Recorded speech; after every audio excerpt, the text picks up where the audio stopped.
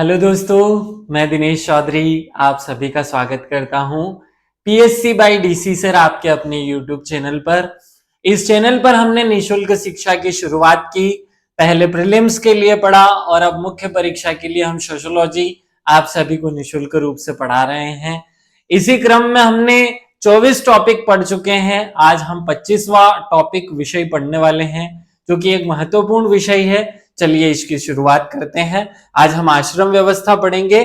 सबसे पहले भगवान श्री गणेश का नाम लेकर श्री गणेशाय नमः बोलते हुए और मेरे शिक्षक सुरेश पटेल सर को याद करते हुए हम मूल सिलेबस पर आ जाते हैं। इस मूल सिलेबस में ये सारे टॉपिक्स मैं आपको पढ़ा चुका हूं। हमने लास्ट में जाति व्यवस्था पढ़ी, आज हम आश्रम व्यवस्था पढ़ रहे हैं।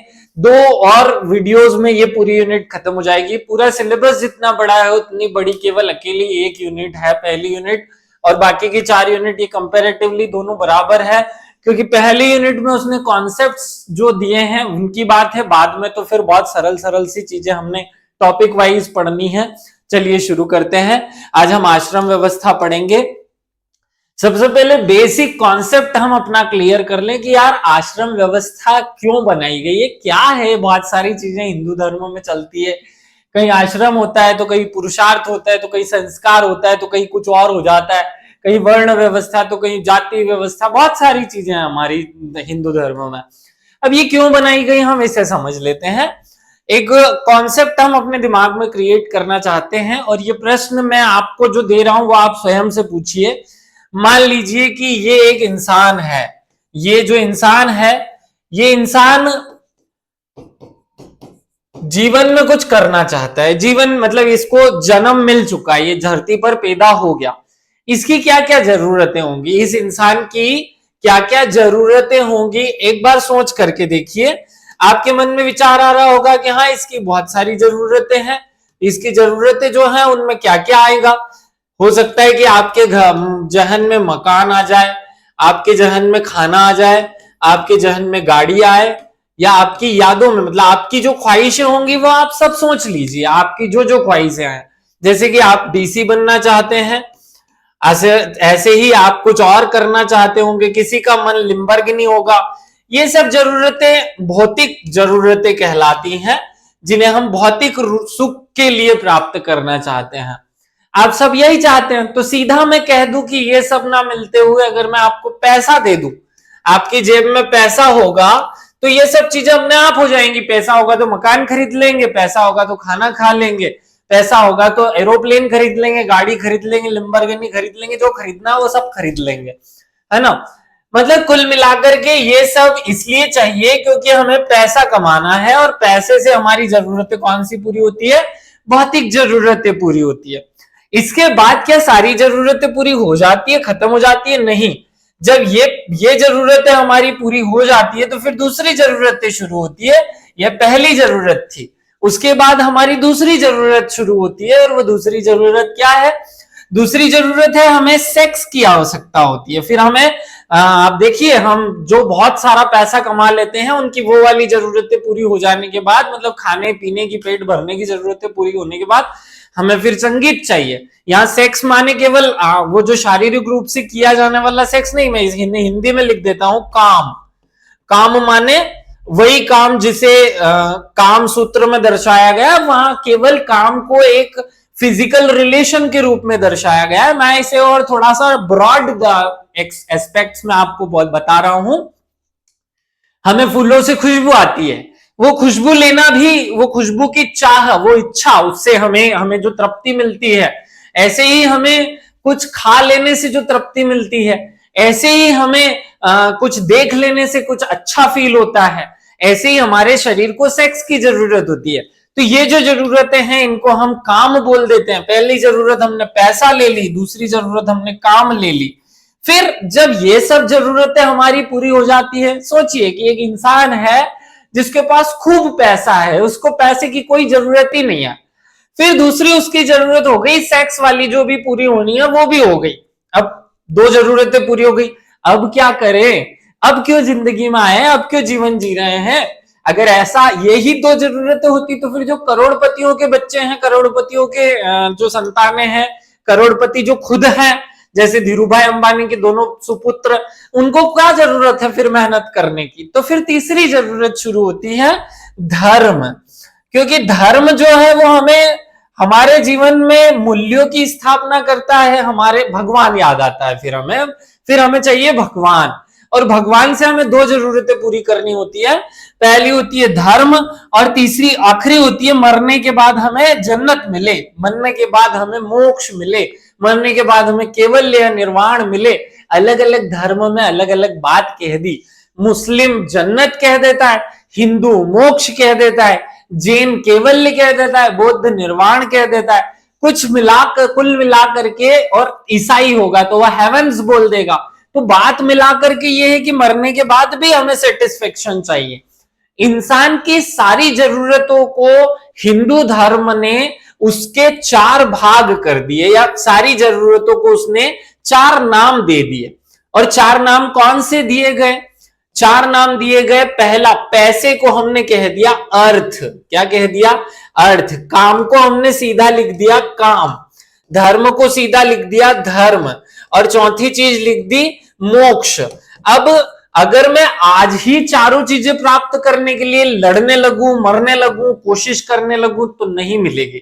स्टेप बाय स्टेप, हर एक उम्र में, ध्यान से सुनिएगा, अब यहां से कहानी शुरू होती है। हर एक उम्र में, हर एक उम्र में, या जीवन के हर एक आयु में, जीवन की हर एक आयु में हमें एक एक जरूरत को पूरा करना चाहिए। सबसे पहले हमें हमारे शरीर को मजबूत बनाने के लिए, शरीर को सक्षम बनाने के लिए काम करना चाहिए। फिर हमें दूसरी जो जरूरत है, काम, हमारी जो फिजिकल नीड्स हैं उनको पूरा करने के लिए जब काम करना चाहिए। फिर हमें धर्म की पूर्ति के लिए करना चाहिए, और फिर आखिरी में मोक्ष की प्राप्ति के लिए हमें प्रयास करना चाहिए। तो हमने जिंदगी में जितनी भी उम्र थी, जितनी भी एज थी, हमारी एज के अकॉर्डिंग हमने जब इंसान के लक्ष्यों को निर्धारित कर दिया कि इस उम्र में उसे ये काम करना है, इस उम्र में उसे ये काम करना है, इस उम्र में उसे ये लक्ष्य, इन चारों लक्ष्यों को कब कब किस किस उम्र में पार करना है, पूरा करना है, उसके लिए जो ट्रेनिंग सेंटर बनाया गया, जो ट्रेनिंग देने के लिए एज निर्धारित की गई, उसी एज के निर्धारण से एक व्यवस्था बनी जिसका नाम हमने रख दिया आश्रम व्यवस्था। क्या नाम रख दिया? आश्रम व्यवस्था। तो सिंपल शब्दों में कहूं तो आश्रम व्यवस्था क्या है? क्या है आश्रम व्यवस्था? अब ये सेम कॉन्सेप्ट पुरुषार्थ में भी काम करता है, यही बात मैं पुरुषार्थ में भी समझाऊंगा। आश्रम और पुरुषार्थ दोनों जुड़े हुए हैं, इसलिए उसे पुरुषार्थ आश्रम या आश्रम पुरुषार्थ दोनों को एक साथ में ही मान्यता मिली है। एक है तो दूसरा है, दूसरा है तो पहला है, एक के बिना दूसरा नहीं है। तो ये दोनों एक ही जैसे समझने हैं हमको। तो यूं समझिए कि हमने अपनी जिंदगी में जो कुछ हासिल करना है, जो कुछ प्राप्त करना है, जो कुछ भी लेना है, जो कुछ प्राप्त करना है, जो कुछ भी हमें चाहिए, उन सब इच्छाओं, चाहतों को हमने इन 4 नामों से जान लिया। और इन 4 चीजों को प्राप्त करने के लिए हमने स्टेप बाय स्टेप हर एक एज में एक एक सिस्टम बनाया कि इस एज में ये प्राप्त करो, उस एज में ये प्राप्त करो, और उसी से एक चीज का जन्म हुआ जिसे कहते हैं आश्रम व्यवस्था। अब कुल मिलाकर आश्रम की परिभाषा पर आते हैं। आश्रम की डेफिनेशन क्या होगी? आश्रम व्यवस्था मानव जीवन में आयु के अनुरूप, अर्थात एज के अकॉर्डिंग, आयु के अनुरूप उसके कर्तव्यों, मतलब उसकी ड्यूटीज, और उसके लक्ष्य अर्थात उसकी इच्छाएं, उसकी चाहतें, उसके एम का निर्धारण की एक व्यवस्था है। बस इन 2 लाइन में ही इसका काम खत्म हो गया। इतने में तो पूरी समझ आ जानी चाहिए। आश्रम व्यवस्था क्या है? मानव जीवन, मतलब ह्यूमन बींग्स के एज के अकॉर्डिंग उसके कर्तव्य अर्थात उसकी ड्यूटीज और उसके एम के निर्धारण की एक व्यवस्था है। इस व्यवस्था द्वारा मानव जीवन को 4 भागों में बांटा गया। बांटकर ज्ञान प्राप्ति, सबसे पहली स्टेप बनाई गई ज्ञान प्राप्त करने की। दूसरा, संसार के सुखों को भोगने की। तीसरा, संसार के बंधनों से मुक्त होने की। और चौथा, फिर हेवन प्राप्त करने या लक्ष्य या हमारा स्वर्ग प्राप्त करने की चारों उद्देश्यों के लिए एक एक स्टेप बना दी गई, जिसे हमने आश्रम व्यवस्था कह दिया। बहुत कॉमन और बहुत सरल शब्दावली में हम इस विषय पर बात कर रहे हैं। आश्रम व्यवस्था क्या है? मनुष्य के जीवन में जितना भी उसे प्राप्त करना है, जो भी चीज उसे प्राप्त करनी है, उनको लक्ष्यों के रूप में मानते हुए जीवन के हर एक उम्र में उसे कुछ विशेष लक्ष्य प्राप्त करने के लिए निर्देशित किया गया।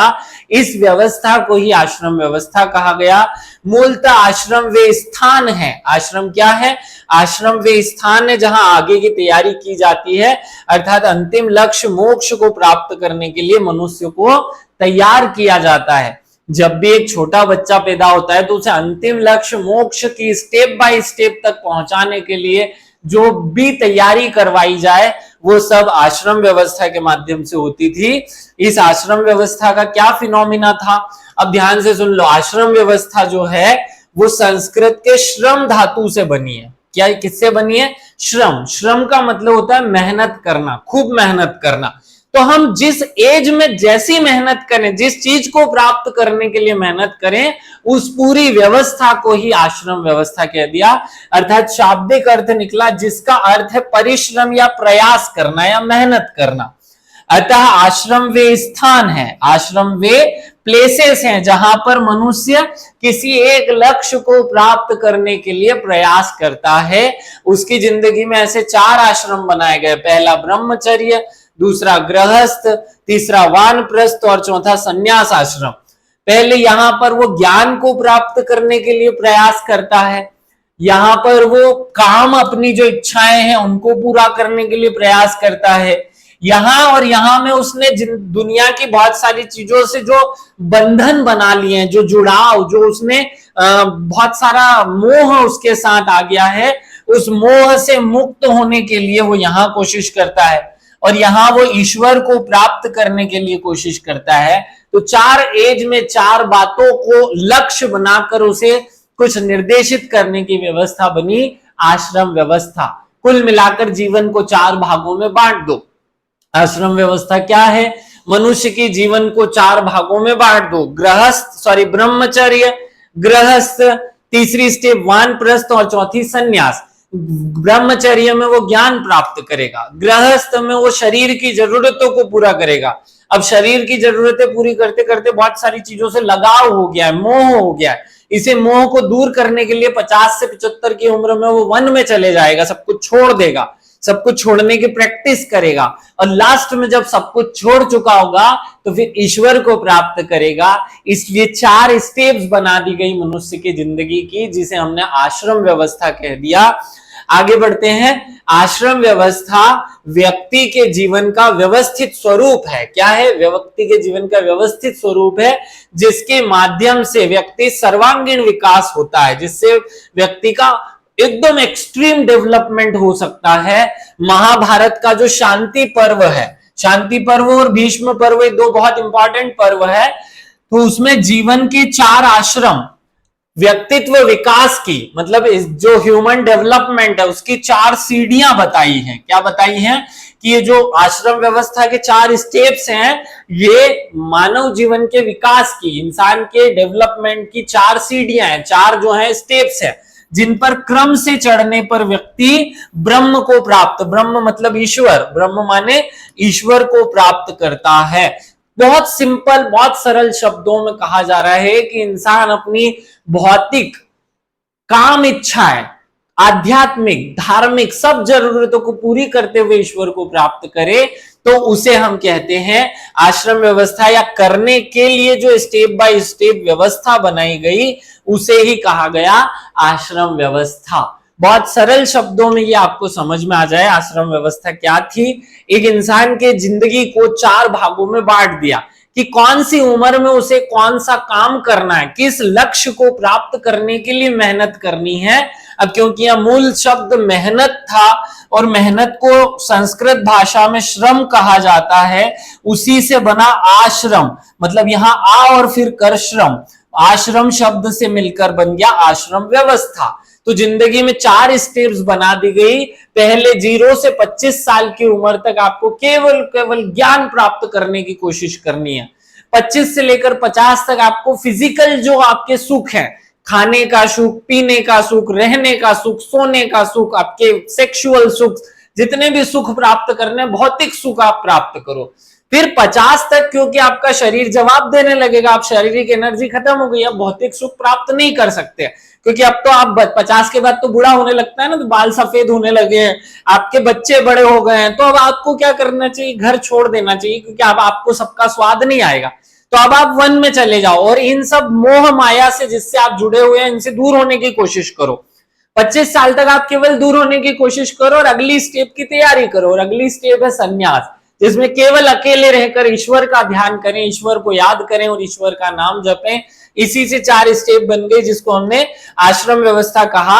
आजकल की जो जनरेशन है वो भले ही इसकी मजाक उड़ा सकती है, लेकिन इतनी ज्यादा साइंटिफिक प्रोसेस बनाई गई। देखिए, आप अपनी जिंदगी को जी रहे हैं, आज भी हम कर क्या रहे हैं, भले अंग्रेज आ गए, अंग्रेजों ने हमारे यहाँ व्यवस्था को बदला, लेकिन फिर भी 25 साल तक की उम्र में जब तक पोस्ट ग्रेजुएशन होता है, हम कॉलेज में पढ़ाई ही करते हैं और कुल मिलाकर पढ़ाई करने पर फोकस होता है। असली में वो ब्रह्मचर्य हो गया। 25 में आपकी शादी हो जाती है और 25 से 50 तक आप अपने घर को चलाने, नौकरी करने, ये सब तामझाम में लगे रहते हैं, घर के पालन पोषण, बच्चों को बड़े करने, और ये सब चीज में हम लगे रहते हैं। इसे हमने गृहस्थ कह दिया था। खैर, वहां ये व्यवस्था थी कि केवल एक ही चीज पर फोकस करना था। यहाँ क्या है, इंसान सब जरूरतें एक साथ पूरी करने की कोशिश करता है और फिर उसी में फ्रस्ट्रेट होकर आत्महत्या कर लेता है। फिर तीसरी स्टेप में वानप्रस्थ आता था। तो जब बूढ़े हो जाते हैं इंसान, तब क्या करते हैं, भगवान का भजन करते हैं, मंदिर जाते हैं लोग, केवल भगवान की। अब क्योंकि इंसान की एज 60 साल हो गई है, तो फिर हमने इसको लास्ट वाले प्रोसेस को, सन्यास को गायब कर दिया कि सन्यास नहीं हो पाएगा, क्योंकि 75 से शुरू होता है ना सन्यास। तो इसलिए अब 3 स्टेप में ही काम हो रहा है। लेकिन मूलतः इसी का बैकग्राउंड जो था वो उस जमाने में, देखो आज हमारे पास इतनी टेक्नोलॉजी से इतने काम है, सरकारी नौकरियां हैं, प्रशासन है, प्रबंधन है, सब कुछ है। उस जमाने में केवल इंसान के पास एक काम था, जन्म लेना, शिक्षा प्राप्त करना, खेती करके अपनी पेट को पालना। ऐसा जरूरतें नहीं थी कि मुझे रेंज रोवर खरीदनी है, कि मुझे बहुत जमीनें खरीद लेनी है, कि मुझे 50 प्लॉट खरीदने, ये जरूरतें मनुष्य की नहीं होती थी, क्योंकि इतनी भूमि थी, जो जिस भूमि पर खेती कर सकता है वो उसकी, ऐसा रूल था, ऐसा था। इतने कम इंसान थे, जमीन खूब सारी थी। अब इंसान खूब सारे हैं, जमीन बहुत कम है, इसीलिए संघर्ष है। खैर, अलग अलग परिस्थितियों की अलग अलग जरूरतें होती हैं और उसी के अनुसार हम आगे बढ़ते हैं। अब इसके बारे में 2-3 फैक्ट याद रख लेते हैं। छांदोग्य उपनिषद और मनुस्मृति में 3 आश्रमों का वर्णन मिलता है। जब शुरुआत में यह व्यवस्था बनाई तो केवल 3 आश्रम बनाए गए थे, 3 ही आश्रम थे शुरुआत में। फिर वानप्रस्थ और संन्यास आश्रम को आपस में एक ही आश्रम माना जाता था। जो लास्ट का तीसरा और चौथा आश्रम है उसे एक ही आश्रम माना गया था। बाद में इन्हें 2 अलग अलग भागों में, आश्रमों में विभाजित कर दिया गया। तो पहली बार जाबाली उपनिषद नाम का जो ग्रंथ है, जाबाली उपनिषद नाम का जो बुक है, उसमें 4 आश्रमों का वर्णन मिलता है। क्वेश्चन अगर ये पूछ लिया जाए कि पहली बार आश्रम का वर्णन कहां मिला, तो फिर आंसर होगा छांदोग्य उपनिषद। और पहली बार 4 आश्रमों का वर्णन कहां मिला, तो फिर आंसर होगा जाबाली उपनिषद। फिर आगे बढ़ते हैं। आश्रम व्यवस्था में मनुष्य के जीवन आयु की कल्पना 100 वर्ष की गई थी, क्योंकि पहले के लोग 100 वर्ष जीते भी थे। इस कारण प्रत्येक आश्रम को 25-25 के भाग में बांट दिया गया और प्रत्येक आश्रम से संबंधित व्यक्ति की दायित्व मतलब ड्यूटीज माने कि हमारी जिम्मेदारियां, और कर्तव्य मतलब हमारा जो उत्तरदायित्व है, इन सबको मिला करके निर्धारित करते हुए कुछ लक्ष्य प्राप्त करने के प्रयास किए गए, जिससे एक व्यवस्था बनी जिसे हमने आश्रम व्यवस्था कहा। अब इसको देख लेते हैं कैसे भागों में बांटा गया। देखो, आश्रम व्यवस्था को मान लिया कि मनुष्य 100 साल जीता है, तो शुरू में 0 से 25 तक आश्रम का ब्रह्मचर्य स्वरूप, 25 से 50 तक गृहस्थ, 50 से 75 तक वानप्रस्थ और 75 से 100 तक संन्यास आश्रम की बात की गई या संन्यास आश्रम के रूप में बांटा गया। अब इन एक एक आश्रम में हम क्या क्या करने वाले हैं उस पर फोकस कर लेते हैं। चलिए आगे बढ़ते हैं। आश्रम व्यवस्था का महत्व और व्यक्ति के जीवन में इस आश्रम व्यवस्था का इंपॉर्टेंस बताइए। कुछ पॉइंट्स देख लेते हैं जिससे इंसान की जिंदगी में आश्रम व्यवस्था का क्या इंपॉर्टेंस है ये पता चले। क्योंकि सोशियोलॉजी में ऐसे प्रश्न ही आते हैं जनरली कि आश्रम व्यवस्था थी तो थी, चलो ठीक है, क्योंकि समझाया तो इतिहास में जाता है, हम ये समझा जो रहे हैं ये इतिहास में भी टॉपिक है, वहां हमें आश्रम क्या है इस पर फोकस करना है। सोशियोलॉजी में आश्रम मनुष्य के लिए क्यों है इस पर फोकस करना है। इसके इंपॉर्टेंस मतलब इंपॉर्टेंस और महत्व देख लेते हैं। इसने व्यक्ति के सामाजिकरण में महत्वपूर्ण भूमिका निभाई। क्या किया भैया आश्रम ने, इंसान के सामाजिकरण मतलब सोशलाइजेशन में इंपॉर्टेंस रोल निभाया। आश्रम व्यवस्था सामाजिक नियंत्रण मतलब सोशल कंट्रोल की एक व्यवस्था थी, जिसमें हर व्यक्ति को बोल दिया कि भैया तुम्हें इस एज में यही काम करना है, इससे ज्यादा नहीं करना है। जब तुम छोटे बच्चे रहोगे 25 साल तक के, तब तुम्हें सेक्स वेक्स के पीछे नहीं पड़ना है, तुम्हें केवल और केवल पढ़ाई करनी है, ऐसा बोल दिया, जिससे नियंत्रण हुआ। इस व्यवस्था ने सामाजिक व्यवस्था को बनाए रखने तथा विचलनकारी प्रवृत्तियों पर अंकुश लगाने में भूमिका निभाई। होता है ना 20, 22, 18, 19 के जब बच्चा होता है तो खूब खतरनाक उसमें जवानी चढ़ जाती है, तो वो जो जवानी चढ़ती है उस समय वो कंट्रोल कैसे करे, इसलिए एक व्यवस्था बनाई। फिर जब 35-40 का होता है तो जिम्मेदारियों से उसके कंधे झुक जाते हैं, फिर उसे ऐसा घबराहट होने लगती है कि मैं केवल काम करने के लिए पैदा हुआ हूं क्या, मैं केवल बेल जैसा केवल जीवन भर काम करूंगा क्या, फिर घबराता है। फिर 50 से ऊपर जब 60 के आसपास होता है तो फिर घबरा जाता है, कब तक जीऊंगा, क्यों जी रहा हूं, क्या मतलब है, स्वाद तो आ नहीं रहा, इधर पेट दर्द हो रहा है, पीठ दर्द हो रही, पांव दर्द हो रहा है, सब दर्द हो रहा है। तो ऐसी स्थिति में घबराए ना, इसलिए हर एक स्टेज पर एक एक व्यवस्था बनाई गई। इस व्यवस्था ने भारतीय संस्कृति जो इंडियन कल्चर है उसको स्थायी स्वरूप प्रदान किया। स्थायी मतलब एकदम फिक्स बना दिया कि ऐसा ही चलेगा आगे। इस व्यवस्था ने के माध्यम से भारत में सामाजिक और सांस्कृतिक संरचना का निर्माण हुआ। ये जो उसके कास्ट सिस्टम बना, ये जो वर्ण व्यवस्था बनी, ये जो सब कुछ बना वो इसी पर बेस्ड होकर के बना। आश्रम व्यवस्था धर्म के व्यवहारिक पक्ष पर बल देती है। यहाँ क्या क्या किया गया, केवल फूल चढ़ाने की बात मत करो, भगवान को याद करने की बात मत करो, दोनों चीजें मैनेज करके चलो। फिजिकल सुख भी चाहिए और आध्यात्मिक सुख भी चाहिए, दोनों को मैनेज किया गया। इसीलिए तो भाई कि 25 साल तक केवल शिक्षा प्राप्त करो, 25 से 50 में खूब शारीरिक मजे लो जितना ले सकते हो, लेकिन फिर 50 में फिर कंट्रोल करो और फिर भगवान प्राप्त करने, आध्यात्मिक सुख प्राप्त करने की कोशिश कर। आपने देखा होगा ना, देखा जैसे जैन धर्म और बौद्ध धर्म ने जब शुरुआत हुई तो उन्होंने कहा कि सब कुछ त्याग दो, केवल भगवान को प्राप्त करो। जैसे कुछ जो यूरोपीय ईसाई धर्म है वो कहते हैं भगवान छोड़ दो, केवल मनुष्य की बात करो, केवल पेट भरने की, केवल शरीर को सुख देने की बात करो। हिंदू धर्म ऐसा नहीं करता। हिंदू धर्म कहता है कि नहीं, शारीरिक सुख भी जरूरी है, भौतिक सुख और आध्यात्मिक सुख भी जरूरी है, दोनों को पूरा करो। इससे बैलेंस बनाया गया। और आगे बढ़ते हैं, इसका और क्या इंपॉर्टेंस है। इस व्यवस्था ने सामूहिक एकता को बढ़ावा देते हुए संपूर्ण समाज को एक सूत्र में बांट दिया। अब जय भाई सब लोग एक साथ पढ़ाई करने जाएंगे, सब लोग एक साथ गृहस्थ जीवन में या एक ही चैनल में सब लोग हिस्सा बन जाएंगे तो एक सूत्र में बन जाएंगे। व्यक्ति को कर्तव्यनिष्ठ बनाने और उसके दायित्व का बोध कराने की एक विशिष्ट व्यवस्था बनाई। आश्रम व्यवस्था ने वासुदेव कुटुंबकम और के जैसे दृष्टिकोण को जन्म दिया। इससे क्या हुआ कि हम जरूरतें कंट्रोल्ड हो गई, हमारी जो इच्छाएं थी वो नियंत्रित हो गई। हमें पता चल गया कि जिंदगी में सब कुछ प्राप्त कर भी लिया, मैं सिकंदर भी बन जाऊं, पूरी दुनिया पर कब्जा कर लूं तो भी कर क्या लूंगा, आखिरी में जाना मुझे वही है जहां सब जाते हैं, उस 6 फीट के गड्ढे में। जैसे हिंदू है तो उस 6 फीट 6 लकड़ियों के ऊपर या 4 लोगों के कंधे से पर सो करके जाना है। तो ऐसे जब समझा दिया गया तो फिर उससे क्या हो गया, हमारी जो इच्छाएं थी वो कंट्रोल हुई और हमने अपने आप के विकास पर बल दिया, जिसको हमने समष्टिवादी दृष्टिकोण कहा। जब हम सबके भले की बात करने लगे तो वो समष्टिवादी दृष्टिकोण कहलाया। आगे बढ़ते हैं, अब एक एक आश्रम की डिटेल देख लेते हैं। एक एक आश्रम की डिटेल में देखो। सबसे पहला आश्रम बनाया गया ब्रह्मचर्य आश्रम। क्या बनाया गया, ब्रह्मचर्य आश्रम। 0 से 25 लिखा है, इसका मतलब 0 से शुरू नहीं हो जाता, बोला जा रहा है 0 से 25। जब बच्चा थोड़ा समझदार हो जाएगा, 8, 9, 10 वर्ष का हो जाएगा, तब ब्रह्मचर्य शुरू होगा, क्योंकि 8, 9, 10 तक तो शरीर में वैसे भी ऐसी कोई चीजें पैदा होती नहीं है, ऐसा कोई उद्वेग आता ही नहीं है जिससे हम ब्रह्मचर्य की बात करें। बेल छोटा बच्चा वैसे ही ब्रह्मचारी होता है। तो ब्रह्मचर्य शब्द 2 शब्दों से मिलकर होता है, ब्रह्म और चर्य। ब्रह्म का मतलब होता है महान और चर्य का मतलब होता है विचरण, अर्थात ब्रह्म के, भगवान के गुणों को धारण करते हुए विचरण करना, अर्थात आत्मनियंत्रण के गुणों को धारण करते हुए जीवन को जीना। ब्रह्मचर्य, ब्रह्म और चर्य 2 शब्दों से मिलकर बना है।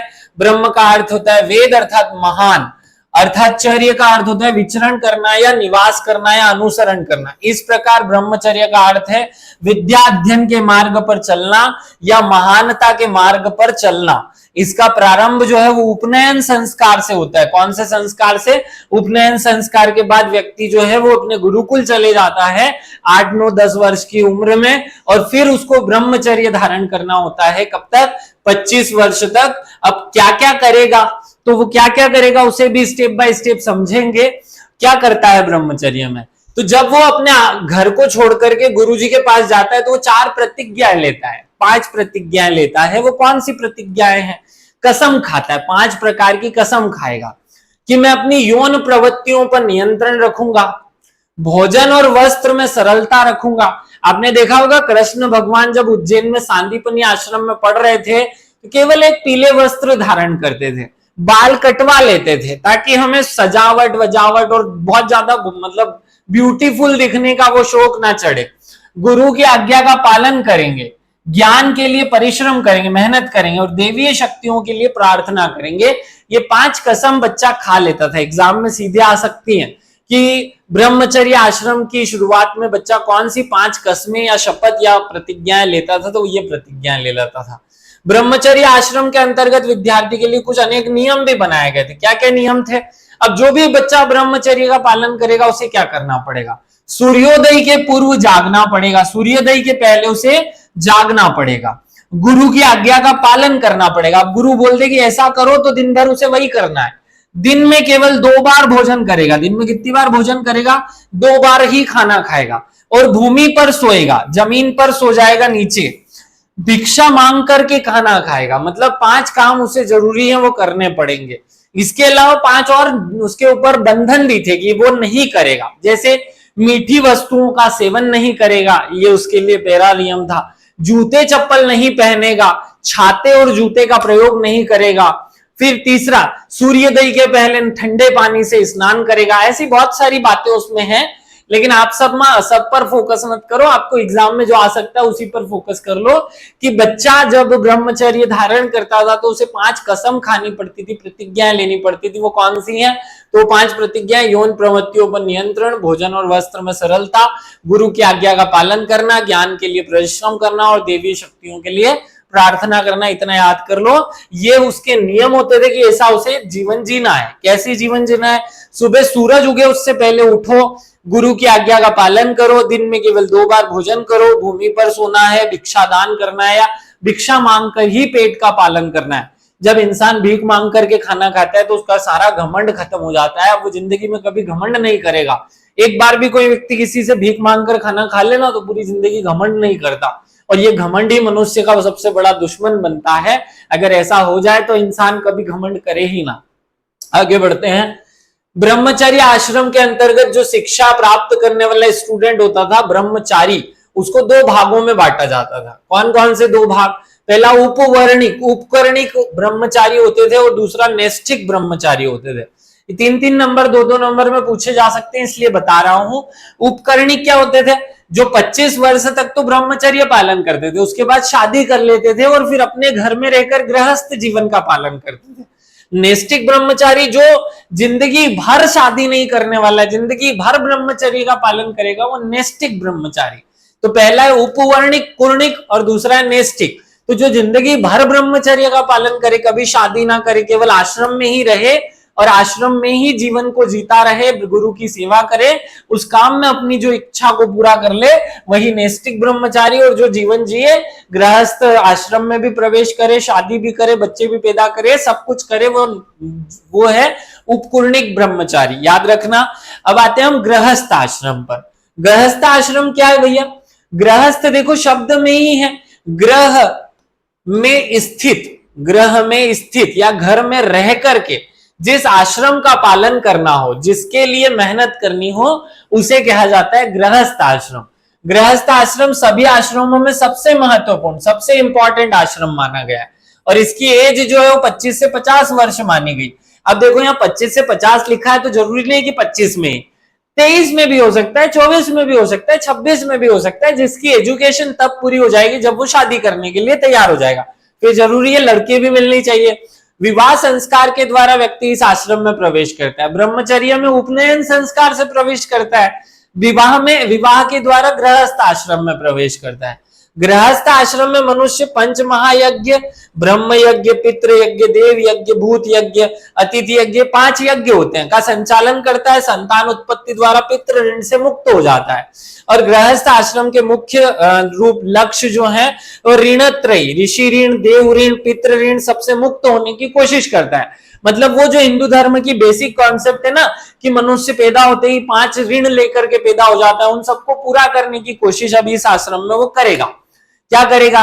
इस आश्रम में वो 3 पुरुषार्थ, धर्म, अर्थ और काम, तीनों का पालन करता है और तीनों की पूर्ति करने का कोशिश करता है। 16 संस्कार पूरे करता है। चारों आश्रमों में समन्वय, मतलब जो मिक्सअप हो रहा है उसे दूर करने की कोशिश इस आश्रम में कर लेगा। व्यक्तिवादिता पर अंकुश लगाते हुए पारिवारिक और सामूहिक जीवन पर फोकस करेगा। अभी तक तो वो बच्चा था, इस स्कूल में पढ़ रहा था, अभी तक खुद के विकास पर फोकस करता था, अब अपने घर के बाकी मेंबर्स के पोषण पालन पर फोकस करेगा। इस आश्रम में सांसारिक वस्तुओं के उपभोग के बाद उत्पन्न हुई मोक्ष की इच्छा को कोई व्यवधान ना हो, इसलिए उसकी सारी फिजिकल नीड्स को पूरा करने के लिए ऐसी व्यवस्था बनाई गई। इसमें वो क्या पालन करता था इस पर भी आते हैं, लेकिन इससे पहले देख लो इस आश्रम में ज्ञान योग की तुलना में कर्म योग को प्रधानता दी जाती है। इस आश्रम को ज्येष्ठ आश्रम कहा जाता है। क्या कहा जाता है? ज्येष्ठ आश्रम नाम दिया जाता है, क्योंकि सबसे इंपॉर्टेंट यही है। ये ना होगा तो समाज आगे ही नहीं बढ़ेगा। महाकवि कालिदास का नाम आपने सुना होगा।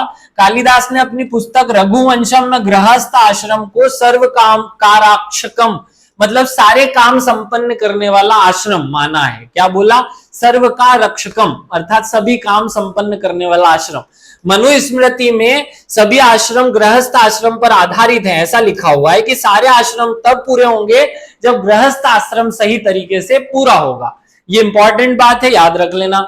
अब महाभारत में गृहस्थ व्यक्ति के लिए विभिन्न कर्तव्य बताए गए हैं कि उसकी कौन कौन सी जिम्मेदारी होगी। सबसे पहली जिम्मेदारी होगी उसकी कि वो किसी भी जीव की हत्या नहीं करेगा, असत्य नहीं बोलेगा, असंयम और द्वेष नहीं रखेगा, इन सबको दूर करेगा। पक्षपात, शत्रुता, बदले की भावना से दूर रहेगा। अगला, काम की पूर्ति को लक्ष्य नहीं मानेगा, जबकि संतान पैदा करने का साधन मानेगा, जिससे समाज में निरंतरता बनी रहे। माता पिता, गुरुजन, साधु, ऋषि, अतिथि आदि का सम्मान करेगा। मादक द्रव्य अर्थात जो दारू और बाकी के नशीले पदार्थ होते हैं का सेवन एवं पर स्त्री गमन नहीं करेगा। और पत्नी के साथ धर्म, अर्थ और काम के अनुकूल आचरण करेगा। इस प्रकार के उसके कर्तव्य, उसकी जिम्मेदारियां बना दी गई ताकि इंसान जो है ना व्यवस्थित जीवन जिए, मार्ग से भटके नहीं। गृहस्थ के आश्रम कर्तव्य आपको पता चल गए।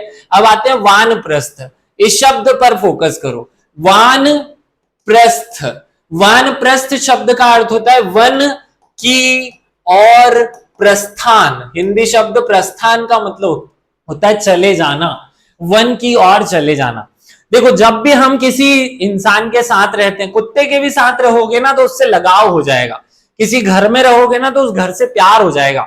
आप जिन चीजों का उपयोग करोगे उनसे प्यार हो जाएगा। जैसे आपको अपनी गाड़ी से प्यार होगा, अपने कपड़े से प्यार होगा, अपनी चीजों से जुड़ाव लगाव हो जाता है। अब लेकिन हमारा जीवन तो आपको पता है कि मरने वाले, हम तो मरना है हमको कभी ना कभी।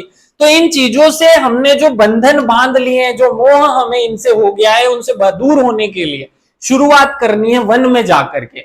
वानप्रस्थ का अर्थ है वन में प्रवेश करना। जब कोई मनुष्य गृहस्थ आश्रम पूर्णतः पालन करने के बाद घर की संपूर्ण जिम्मेदारी अपने ज्येष्ठ पुत्र मतलब बड़े पुत्र को सौंप करके पत्नी के साथ, अब याद रखना वन में प्रस्थान पत्नी के साथ होगा, संन्यास अकेले होगा।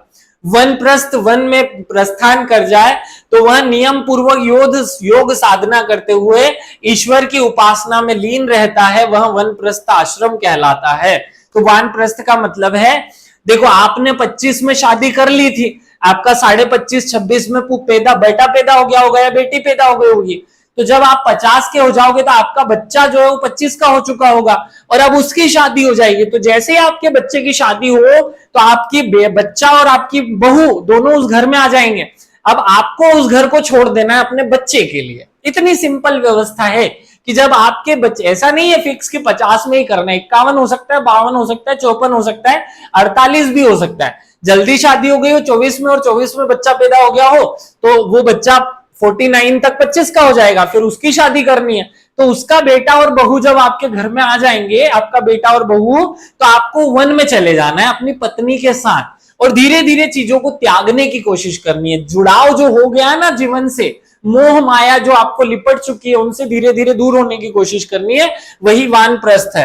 वानप्रस्थ का पालन करने वाले मनुष्य को वेखानस कहा जाता है। ये प्री में पूछा हुआ प्रश्न है, एक बार यूपीपीसीएस में पूछा है। वानप्रस्थ का पालन करने वाले मनुष्य को क्या कहते हैं? वेखानस। इसमें व्यक्ति सांसारिक सुख, जो संसार के सुख है, उनको त्याग करके जन कल्याण का कार्य करता है और संयमित जीवन व्यतीत करते हुए धीरे धीरे संन्यास आश्रम की ओर जाने लगता है। धीरे धीरे संन्यास की प्रैक्टिस करने लगेंगे, वही वानप्रस्थ है। वानप्रस्थ में व्यक्ति के कर्तव्य होंगे कुछ, क्या करना है उसे? सदैव भूमि पर सोना है, फिर से जमीन पर सोना है। देखो, जो 0 से 25 तक आप जमीन पे सोए थे, ब्रह्मचर्य था। 25 से 50 तक आप बिस्तर पे खूब सो लिए, अब बिस्तर छोड़ने की कोशिश करनी है। तो 50 से आगे जब आप बढ़े तो आपको बिस्तर छोड़ने की कोशिश करनी है, वही वानप्रस्थ है। बिस्तर छोड़ दो, घर छोड़ दो, चीजें छोड़ दो जो जो जिनसे प्यार हो रखा है। फलों का सेवन करना है, क्या करना है? अब क्योंकि देखो कितना सिंपली वेरीफाई किया गया, 50 साल के बाद इंसान की जो आंतड़ियां हैं, जो उसके शरीर के जठर रस हैं, HCl हैं, जो भी रस है ना, लार वार, ये सब कम होने लग जाता है। तो अब पूरा जो खाना है वो पचेगा नहीं, तो फिर सरल चीजें हैं पचाने में, फल। तो अब बोल दिया कि फल खाना से, फल का सेवन करना शुरू करो। वेदों का अध्ययन करना चाहिए, आत्मचिंतन करना चाहिए कि मुझे क्यों पैदा किया गया, स्वयं के इंपॉर्टेंस को जानना चाहिए, स्वयं के जो इंपॉर्टेंस है इस धरती पर उसको पहचानो। इस प्रकार वानप्रस्थ आश्रम में व्यक्ति नियंत्रित और सदाचारी जीवन व्यतीत करते हुए स्वयं को संन्यास आश्रम के लिए योग्य बनाता है, क्योंकि संन्यास आश्रम बड़ा कठिन काम है भैया। हर चीज छोड़ देना, इवन सुख दुख गुस्सा हंसी सब कुछ त्याग देने की अवस्था है संन्यास। जब एक इंसान सुख में ना सुखी हो, दुख में ना दुखी हो, न उसे भूख में भूख की चिंता हो, न प्यास में प्यास की चिंता, इसे कहते हैं संन्यास। तो वो एकदम से तो आएगा नहीं, उसके लिए पहले प्रैक्टिस करनी होगी और वो प्रैक्टिस सेशन चल रहा है वानप्रस्थ आश्रम में। आगे बढ़ते हैं, संन्यास आश्रम। संन्यास आश्रम क्या है? चौथा, अंतिम एवं चौथा आश्रम। अब क्योंकि देखो सबको पता है कि इंसान को कभी ना कभी तो मरना है, तो मरे तो सुख के साथ मरे, अच्छे से मरे, उस मरने की भी प्रैक्टिस करो। संन्यास का अर्थ होता है पूर्ण त्याग। क्या अर्थ होता है? पूर्ण त्याग, पूरा त्याग, सब कुछ त्याग दो। वानप्रस्थ में हमने पत्नी को साथ में रखा था, लेकिन क्योंकि हमारे पुराने जमाने में महिलाओं की एज 75-70 के आसपास होती थी, पुरुष की उम्र ज्यादा होती थी, लाइफ प्रत्याशा, जीवन प्रत्याशा, लाइफ एक्सपेक्टेंसी ज्यादा थी, इसलिए अब आदमी जो है वो संन्यास में जाएगा और पत्नी अगर अभी जीवित है तो वो भी संन्यास में जाएगी, लेकिन दोनों अकेले रहेंगे। सांसारिक जीवन त्याग कर एक व्यक्ति संन्यास आश्रम में प्रवेश करता है। 75 वर्ष की आयु पूर्ण करने पर वह जीवन में प्रवेश करेगा। जब कोई मनुष्य संपूर्ण वासनाओं का परित्याग करके केवल मोक्ष प्राप्ति का प्रयास करने लगता है तो वही संन्यास आश्रम कहलाता है। आपने देखा होगा कि भारत में संन्यास आश्रम को बहुत इंपॉर्टेंस दिया जाता है, क्योंकि अब इसमें वो सब चीजों से परे होकर के केवल दुनिया की भलाई के लिए काम करता है। इंसान जब दुनिया की भलाई के लिए काम करने लगे, उसे अपने खुद में कोई इंटरेस्ट ही ना रह गया हो, उसे केवल दुनिया पर फोकस की बात करनी हो, तो वो संन्यास आश्रम बन जाता है। संन्यास आश्रम ही एक ऐसा आश्रम है जिसमें इंसान बहुत सारी खोजें करता है। आप देखें आर्यभट्ट जैसे, वराह मिहिर, इन सब ने खोजें की, लेकिन कौन सी एज में? संन्यास आश्रम में। चलिए आगे बढ़ते हैं। इस आश्रम में धर्म और मोक्ष पुरुषार्थ का पालन किया जाता है। सन्यासी 4 कर्तव्य पालन करता है: ध्यान, पवित्रता, भिक्षा और एकांकी जीवन, एक अकेले रहने का जीवन। यह लोगों में भौतिकता के मोह को दूर कर त्यागपूर्ण जीवन के आदर्श को प्रस्तुत करता है। प्रत्येक आश्रम जीवन की एक अवस्था है जिसमें रहकर व्यक्ति एक निश्चित अवधि तक प्रशिक्षित होता है। चारों आश्रमों को ब्रह्मलोक तक पहुंचने के मार्ग अर्थात 4 सोपान बताए गए हैं। ये महाभारत में लिखा हुआ है कि मनुष्य के, इंसान के ब्रह्म तक पहुंचने मतलब भगवान बनने की जो 4 स्टेप्स हैं वो कैसी होंगी? पहले उसे ज्ञान प्राप्त करना होगा, पूरे संसार का ज्ञान। दूसरी स्टेप में उसे अपनी भौतिक फिजिकल जरूरतें पूरी करनी होगी। जब ये सब दूर हो जाएगा तो फिर वानप्रस्थ मतलब वन में जाकर के उसे भगवान प्राप्त करने की प्रैक्टिस करनी होगी, और सन्यास में उसे भगवान को प्राप्त करना होगा। इसी क्रम में वो भगवान को प्राप्त कर सकता है। देखिए, वानप्रस्थ आश्रम के बाद जब हम सन्यास में जाते थे तो सब कुछ त्याग कर जाते थे। इंसान को कुछ चीज से मोह नहीं होता था। वो पेड़ के नीचे उसके लिए नियम होता था कि वो किसी घर में प्रवेश नहीं करेगा, हमेशा पेड़ के नीचे सोएगा, केवल फलों का सेवन करेगा, सुख में वह ना सुखी होगा ना दुख में वो दुखी होगा, ऐसे अवस्था को धारण कर लेगा। और फिर उसे पूरे संसार के, पूरे दुनिया की भलाई के लिए काम करना है। तो ऐसा व्यक्ति जो है वो क्या करता था? ऐसा व्यक्ति जो है वो पूरी दुनिया की भलाई के लिए आविष्कार करता था, खोज करता था, भगवान की खोज करता था, कभी भगवान के माध्यम की खोज करता था। फिर आपने सोचा होगा कि यार ये वानप्रस्थ का क्या काम है? आपको 25 से 50 तक किसी ने तो वन में रहकर पढ़ाया था, अब आपको भी तो किसी को वन में रहकर पढ़ाना है। तो वानप्रस्थ में व्यक्ति वन में रहता था, बहुत संयमित जीवन, कम चीजों में अपनी पूरी जरूरतें पूरी करते हुए दूसरे के बच्चों को पढ़ाता था। क्योंकि आपको भी तो 25 से 50 तक किसी ने पढ़ाया था, अब वो भी तो रिटायर हो चुका होगा, वो उसका संन्यास आ चुका होगा, तो आप अब किसी और के बच्चों को पढ़ाएंगे। ऐसा बैलेंस बना दिया गया था जीवन में। आगे सन्यासी के प्रमुख कर्तव्य जो है वो देख लेते हैं। वृक्ष के नीचे सोना, हमेशा घर में नहीं प्रवेश करना है, वृक्ष के नीचे सोना है। किसी से भी ना घृणा करनी है ना मोह करना है, ना तो किसी से क्रोध करना है, ना किसी से घृणा करनी है, ना किसी चीज से मोह रखना है। सुख और दुख में समानता का भाव रखना है, सुख हो या दुख हो सब एकदम बैलेंस्ड हो। स्वयं पर पूर्ण नियंत्रण रखना है, मानवता के कल्याण के लिए कोशिश करनी है। सन्यासी अपने गहन चिंतन द्वारा आत्मा और परमात्मा के रहस्य को खोजने का प्रयास करता है, प्रत्येक जीव में ईश्वर की उपस्थिति को महसूस करने का प्रयास करता है। इस प्रकार वह परम सत्य को प्राप्त कर लेता है और उसकी मुक्ति का मार्ग उसे मिल जाता है, जिसे हम सन्यास कहते हैं। सन्यास एक बहुत कॉमन बात थी जो हर एक हिंदू धर्म के व्यक्ति को लेना चाहिए था, लेकिन भौतिकवादी सुखों में लिप्त होकर हमने मार्ग से भटक गए। खैर वो कोई बात नहीं, अब जो भटके वो भटके। अब मैं आपको हर एक टॉपिक पे मैंने बोला था कि एक क्वेश्चन आपको बताऊंगा। इस टॉपिक को हमने पढ़ लिया अच्छे से, हमने पहले आश्रम क्या होता है वो पढ़ा, हर एक आश्रम की क्या इंपॉर्टेंस है वो पढ़ लिया, सारे आश्रम की डिटेल पढ़ ली। अब क्वेश्चन पे आ जाते हैं। अब एग्जामिनर चाहे तो घुमा करके क्वेश्चन पूछ लेता है, वो ऐसे क्वेश्चन पूछता है, आश्रम व्यवस्था का दर्शन क्या बताओ, आश्रम व्यवस्था का दर्शन बताइए। इसी को घुमा करके पूछ लिया, आश्रम व्यवस्था के मनोवैज्ञानिक आधारों का वर्णन कीजिए। अगर आपसे 7 नंबर या 10 नंबर में ऐसा क्वेश्चन पूछ लिया जाए तो हमें क्या करना है? क्वेश्चन क्या है? आश्रम व्यवस्था के मनोवैज्ञानिक आधारों का वर्णन करो। मैंने जानबूझकर क्वेश्चन ऐसा ही लिया है जो आप सबसे नहीं लिखा जा सके, आपको लिखने में बहुत कठिन हो जाए, इसलिए सबसे कठिन प्रश्न मैं आपको करवा रहा हूं। मान लीजिए कि ये 10 मार्क्स में आपको आ जाता है एग्जाम में, तो क्या लिखेंगे आप? सिंपल है, सबसे 3 स्टेप में बांट लो इसको। 3 स्टेप में हमें बांटना है।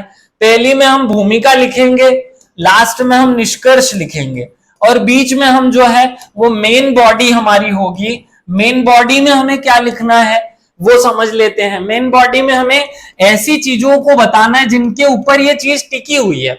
आश्रम व्यवस्था 5 चीजों पर टिकी हुई है।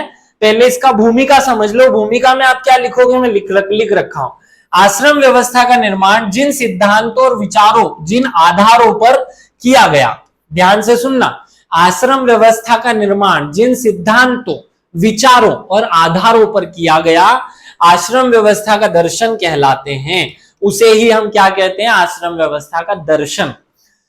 आश्रम व्यवस्था हिंदू धर्म की एक विशिष्ट व्यवस्था है जो निम्नलिखित 4 या 5 आधारों पर टिकी हुई है।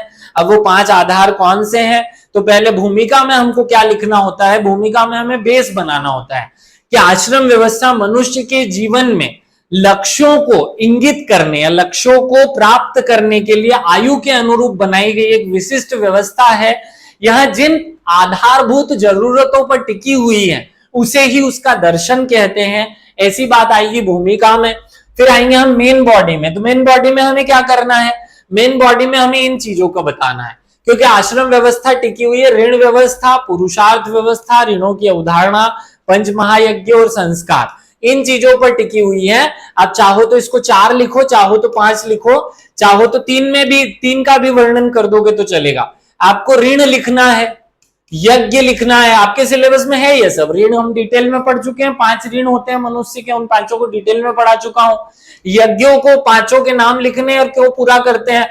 फिर हमारे 16 संस्कार होते हैं, उनको क्यों लिखना है, और 4 पुरुषार्थ होते हैं, इनको पूरा क्यों करना है। इन सब की डिटेल लिखो कि हमें ये सब कुछ पूरा करने के लिए, ऋण को पूरा करने के लिए, यज्ञ करने के लिए, संस्कारों को पूरा करने के लिए और पुरुषार्थ को पूरा करने के लिए एक एज के हिसाब से व्यवस्था की जरूरत थी कि हर एक एज में कौन कौन सी जरूरत को पूरा करना है।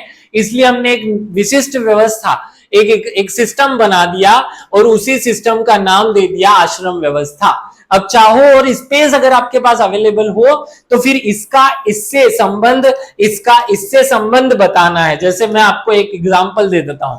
पंच महायज्ञों की व्यवस्था, 5 ऋणों से मुक्ति के लिए व्यक्ति द्वारा 5 प्रकार के यज्ञों का आयोजन किया जाता है, जो पंच महायज्ञ कहलाते हैं, जो कि एक विशिष्ट आयु एवं गुणों के आधार पर विभिन्न आश्रमों में संपन्न किए जाते हैं। इसलिए आश्रम व्यवस्था यज्ञों को पूरा करने की एक व्यवस्था मानी गई। इसलिए आश्रम व्यवस्था का पहला आधार हुआ 5 यज्ञ और 5 ऋण। फिर हम कहते हैं पुरुषार्थ। 4 पुरुषार्थ हैं, धर्म अर्थ काम मोक्ष। पुरुषार्थ व्यवस्था आश्रम व्यवस्था का सर्व प्रमुख आधार है। पुरुषार्थ व्यवस्था जो कि 4 प्रमुख लक्ष्य धर्म, अर्थ, काम और मोक्ष आदि की पूर्ति के लिए आयु के अनुरूप विशिष्ट गुण और व्यवस्था प्रदान करती है, तो ये उसका दूसरा आधार हो जाता है। फिर चाहो तो संस्कार को भी इससे जोड़ दो। संस्कार व्यवस्था, संस्कार शब्द शुद्धिकरण की प्रक्रिया का द्योतक है, मतलब उसको दर्शाता है। आश्रमों में विभिन्न कार्यों को प्रारंभ करने के पूर्व संपादित किया जाता है। तो आश्रम को पूरा करने के लिए संस्कार की जरूरत है और संस्कार को पूरा करने के लिए आश्रम की जरूरत है। अगर आपके पास स्पेस बचे तो मेन बॉडी में आप तीसरी जो बात है वो ये लिखेंगे कि जो आपने आधार बताए हैं, कौन कौन से आधार बता रहे हैं आप? 5 आधार बता रहे हैं या 4 आधार बता रहे हैं? कौन कौन से? ऋणों की व्यवस्था, पुरुषार्थ की व्यवस्था, यज्ञों की व्यवस्था, महायज्ञों की व्यवस्था, संस्कार व्यवस्था। इन सबको आपस में जोड़ना है कि एक चीज दूसरी चीज से कैसे कनेक्टेड है, और जब आप एक दूसरे को कनेक्ट करके प्रेजेंट कर देंगे तो फिर आखिरी में ये बताना है कि इन सब को पूरा करने के लिए हमें क्या चाहिए, हमें आश्रम व्यवस्था की जरूरत पड़ी, इसीलिए आश्रम व्यवस्था बनाई गई। तो आपका क्वेश्चन जो है वो ये था। सबसे पहला क्वेश्चन पे आओ, आश्रम व्यवस्था का दर्शन क्या है? दर्शन माने क्या होता है? दर्शन माने कोई सी चीज क्यों बनाई गई, क्या उसका यूज है, क्यों, क्या आधार, किन चीजों पर टिकी हुई है। यही क्वेश्चन पूछ करके घूम करके पूछ लिया कि आश्रम व्यवस्था का मनोवैज्ञानिक आधार क्या है।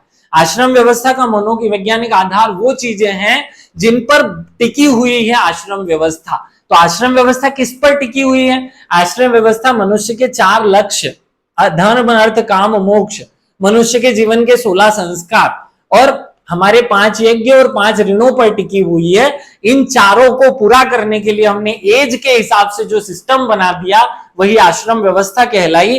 अब तीसरे नंबर पे आपको क्या लिख दोगे? 3 चीजें लिखनी थी, भूमिका लिख चुके हैं, मेन बॉडी बता दिया, निष्कर्ष में आपको साथ में जोड़ने की कोशिश करनी है कुछ करंट अफेयर्स।